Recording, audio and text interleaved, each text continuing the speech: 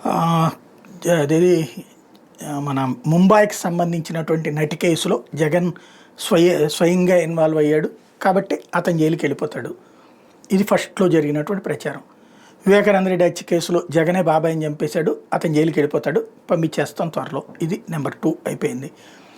ఆ తర్వాతన లిక్కర్ కేసులో జగన్ జైలుకెళ్ళిపోతాడు అన్నటువంటిది మొన్నటిదాకా. అంతకుముందు ఇంకోటేదో సచివాలయంలో తేడా వచ్చింది అన్నటువంటిది ఇంకొకటి. ఇట్లాగా వరుసపెట్టి ఇప్పటిదాకా జగన్‌ని చాలాసార్లు జైలుకి పంపించేశారు ఈ 14 నెలల్లో.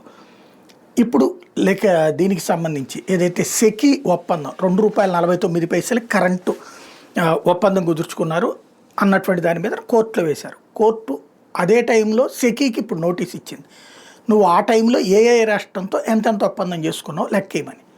ఇక్కడ పాయింట్ ఏంటంటే సెకీతో ₹2.49 ఒప్పందం తప్పు అని చెప్తూ కోర్టుల దాకా వెళ్ళి రచ్చరచ్చ చేసినటువంటి పత్రికలు నిన్నగాక మొన్న ఎలక్ట్రిసిటీ రెగ్యులేటరీ కమిషన్ దగ్గరన ఈ సోలార్ పవర్కి ఎంత బిల్ అన్నారు? ₹4.5. ₹4.5 పెట్టి కొనడానికి రెగ్యులేటరీ కమిషన్ పర్మిషన్ ఇచ్చింది. మొన్న ₹2.49 తప్పు, ఇప్పుడు ₹4.5 పెట్టి కొనటం ఒప్పు. ఎలాగా? ₹2.49 కంటే తక్కువ ఇస్తున్నాడు ఎవడన్నా ఉన్నాడా? ఏ రాష్ట్రంలోనన్నా ఇస్తున్నారా?